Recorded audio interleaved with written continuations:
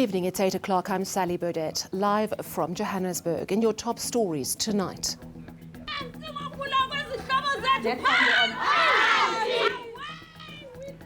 Protests in Vosloorus over conditions at the hospital where 6 babies have died. Residents claim the hospital is filthy. 2 mothers face charges after 4 children under the age of 8 die in a house fire. Now, it's alleged the women were at a shebeen when the blaze broke out. Standard Bank tells the state capturing inquiry why they closed accounts belonging to the Gupta family. We start here. The community of Vosloorus wants Tele Mogherane Hospital to be shut down. Locals say the government hospital in the Ekurhuleni township is a slaughterhouse. Dozens marched outside the facility today after at least 6 newborn babies were killed following the Klebsiella outbreak at the hospital. Masego Ratlaga reports on the heartbreak behind the headlines. Mandi Sapeto's dreams were shattered when her phone rang on a Saturday evening 2 weeks ago. The woman on the other end of the line told her her baby had stopped breathing. The mother and child had been kept in hospital for observation following the baby's birth. So, ithema ngizwa le match le ngazitshela kwaba into engizitshela ukuthi I think kuyinto eright ukuthi ngayenza ukuthi abanye abantu nabo bazokhona ukuthola ukusizakala.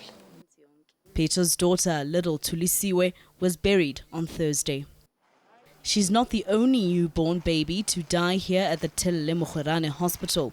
I told them, can you please take me to the C-section because I can hear that my baby wants to come out now, and they did not attend to me the whole time. My baby at past 2, only when the doctor came. My baby was dead by then. I was on the oxygen and they did not want to operate.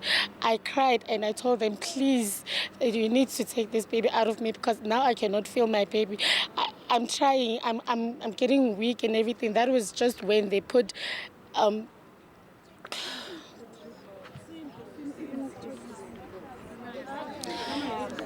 my baby did not survive.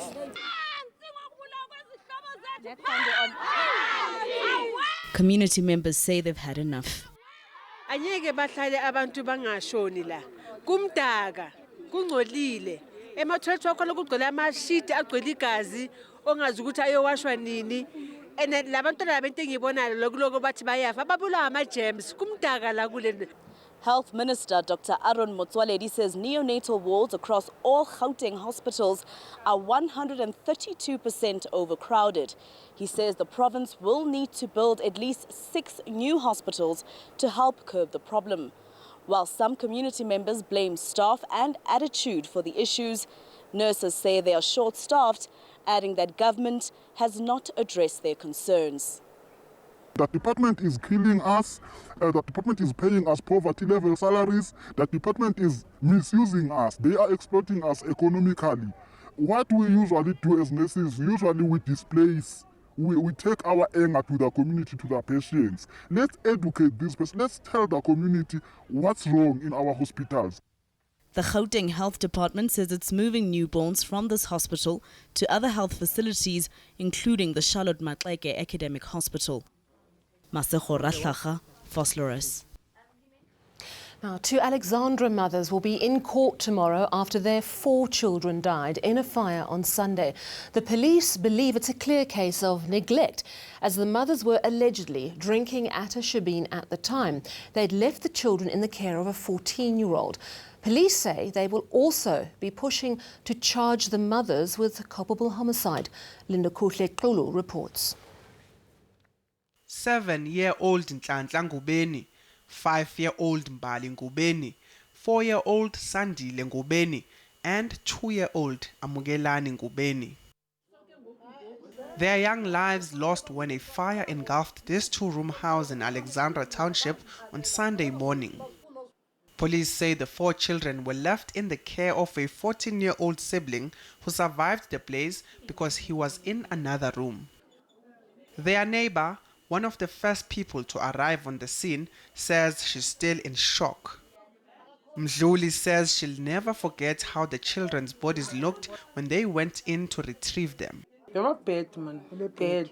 umzimba wonke. Bebashe from la to enyaweni. Yabona Because usandile bengakwazi nokuthi ngizombamba kanjani mangena naye ambulance bengazi. inyama le iphezulu ibisukile yonke. Even nasebusweni. Police say the mothers, aged 28 and 30, were at a nearby ship-in when the house caught alight. The two women are in police custody. They left the kids for ship-in and left the heater on. That on its own, it's a child neglect. That's why we made sure that we have to arrest them. Meanwhile, the women will appear in the Wynberg Magistrate's Court on Tuesday. Lindokuhle Xulu, Alexandra Township in Gauteng. Let's move now to the state capture inquiry, which continued today. Banks are in the spotlight this week, and for the first time, Standard Bank has publicly detailed why it closed the accounts of Gupta-linked businesses in 2016. Erin Bates has those details. In April 2016, Standard Bank told Gupta-linked companies it was closing their accounts. On Monday, it came to light at the state capture inquiry that this was due to the escalating risk of working with the companies. We found that large proportions of that money were in fact sent to Dubai rather than being spent in South Africa on the farm. A company by the name of Tegeta had concluded the agreement to acquire control of Optimum Coal Mine. We received an email from Oak-based laying claim to about 1.45 billion rands worth of funds that we held for a trust that had been established for the rehabilitation of the mine. We regarded that as suspicious. The bank's decision soon became the focus of some of the most powerful people in the country. Sinton says Oak Bay Investments CEO Nazim Hauer wrote to the President and the ANC for help. The Secretary General at the time, Gwede Mantashe, then reportedly wrote to the bank's CEO, Sim Chabalala. We received a request for our chief executive to attend a meeting at Luthuli House with the ANC to account to them for why we had closed these accounts. And then separately, we received a request from a committee which was described as an interministerial committee of cabinet to account to them for why we had closed these accounts. 3 people attending the meeting on behalf of the IMC. There was Minister Zwane, Minister Olifant and Mr. Jimmy Manye. Sinton goes further, alleging Zwane stated that as a member of the ANC, he had the power to change the country's banking laws. They suggested we should be more responsive to concerns that they were raising on behalf of government. Officials from ABSA and First National Bank are expected to testify tomorrow. Erin Bates, Johannesburg. The Congress of South African Trade Unions is meeting for their 13th Congress. President Cyril Ramaphosa addressed members today, calling for unity amongst the tripartite members, the ANC, COSATU and the SACP. He also emphasised there are no plans to retrench civil service workers. There are no such plans because this has been peddled around. I can say without any equivocation that there are no such plans to retrench 30,000 workers. The mass retrenchment of public servants is not under consideration. The President also made reference to reports of a plot against him. Comrades, I'd like to say this now. If there is going to be any plot, it must be a plot to defeat poverty. That must be the type of plot that we want. It must be a plot to end poverty in our country. Let's move now to the northwest, and a preliminary inquiry has begun into last week's school stabbing outside Zeerust. 24-year-old school teacher Khadimang Daniel Mokolobate was stabbed to death, allegedly at the hands of a 17-year-old pupil in front of a class writing an exam.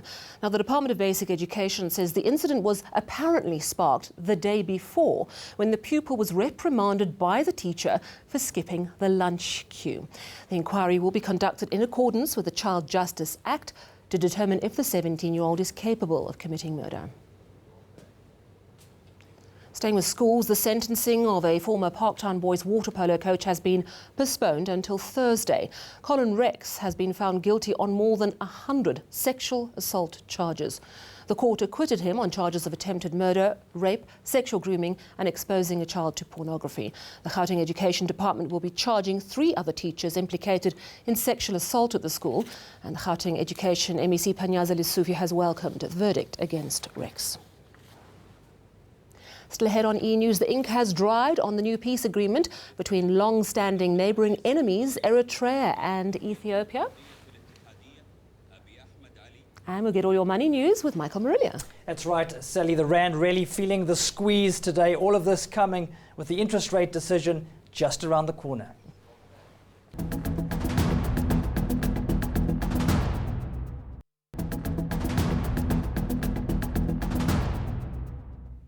It's time now to talk money news, and joining us for the first time is Michael Marilia.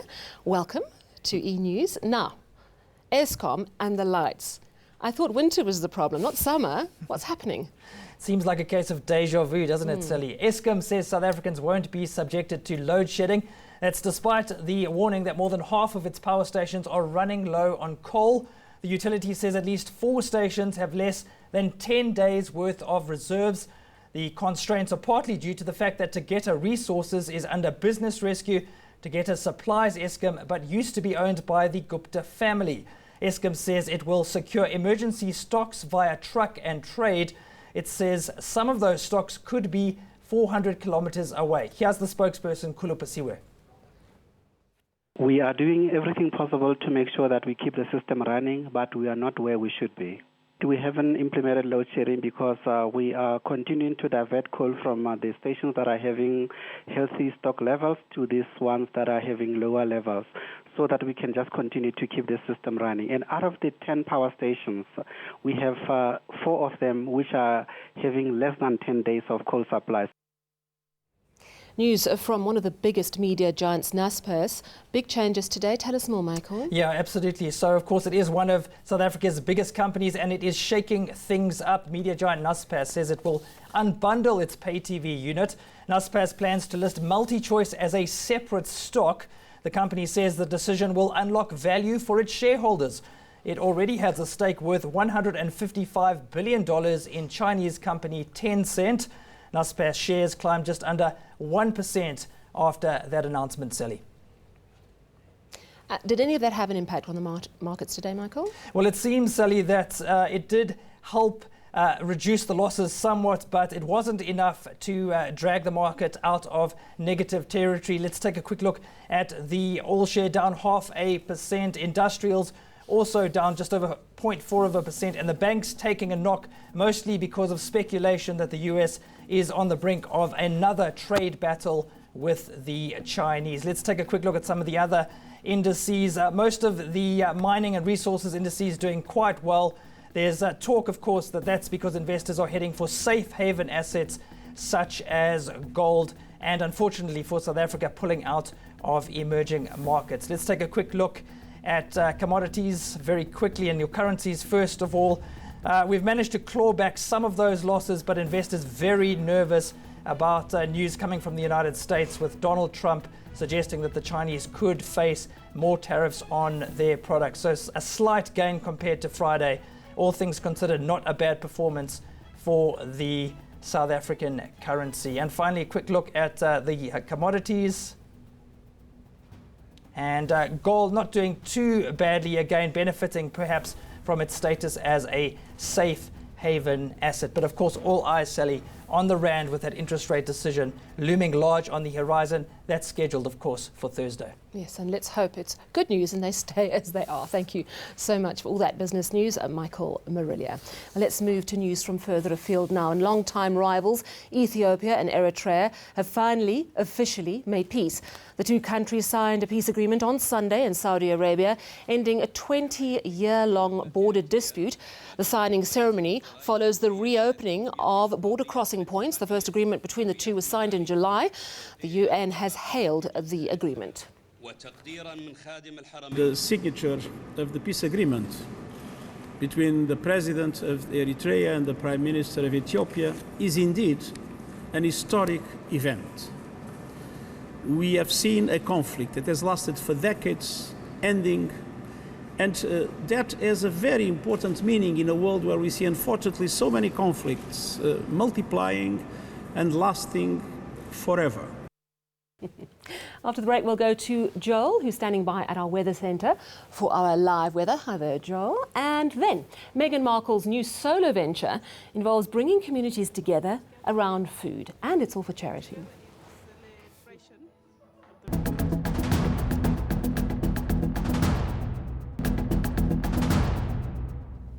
Let's get all your weather news. Here's Joel Guy. Joel, how crazy is it? Joburg's temperatures were more than double that of Cape Town's today. Yes, Sally, it's a case of two worlds in this. At this moment, we have a series of cold fronts that are going to be sweeping over southern South Africa for the next couple of days. And during that time, heatwave conditions will persist over the northeastern areas. Now, here's the first of this series of cold fronts. It's already fizzling out but heading towards the southern areas, but behind it we are going to stay with cloud and rainy weather as we start off Tuesday over the western areas of the Western Cape, with another more potent cold front set to sweep over these parts of the country. In the meantime, it's going to stay sunny and hot for the rest of South Africa, with heatwave conditions persisting across much of Limpopo, Gauteng and parts of the northwest. And the heatwave conditions over these areas should continue into at least Friday, so you need to be very careful if you are going to be outdoors. Drink lots of water and try to put on lighter and loose clothing. Now, as we head towards Tuesday evening, we are going to see wet weather spreading into the rest of the Western Cape and also pushing up the west coast. We will also see a bit of drizzle and light rain setting in along parts of the east coast and the adjacent interior, and we are going to be watching yet another cold front set to hit our shores as we go through Wednesday. In the meantime, here's how your Tuesday is going to look like. It's going to be mostly sunny and warm to hot for the northeastern areas of the Northern Cape, cooler for the western sections where light rain can be expected in the evening. In the meantime, the Western Cape will be cloudy, rainy and chilly, with temperatures reaching the mid-teens for much of the province. It's going to be partly cloudy and dry for much of the Eastern Cape, mild for the coastal areas, but warm to hot for the northeastern sections with mostly clear skies. We are going to see partly cloudy skies along the KwaZulu-Natal coastal areas, hot over the northeastern sections where mostly sunny weather is forecast. It's going to be sunny for much of Mpumalanga, sizzling hot around Mbombela.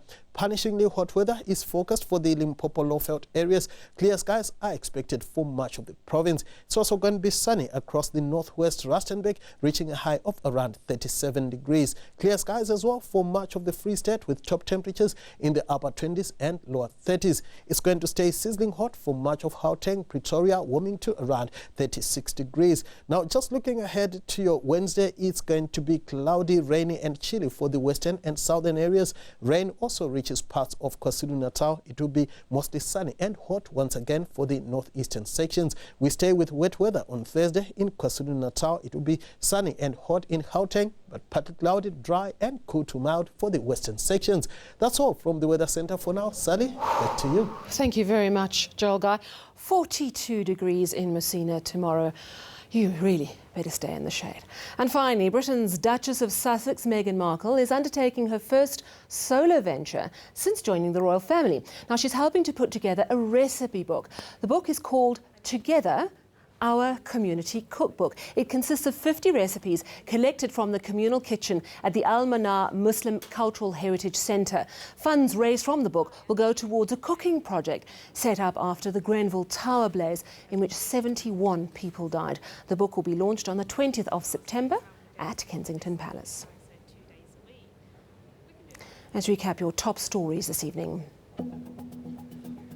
Protests in Vosloorus over conditions at the hospital where 6 babies died. Residents claim the hospital is filthy. 2 mothers face charges after 4 children under the age of 8 die in a house fire. It's alleged the women were at a shebeen when the blaze broke out. From me and the team, it's a very good night.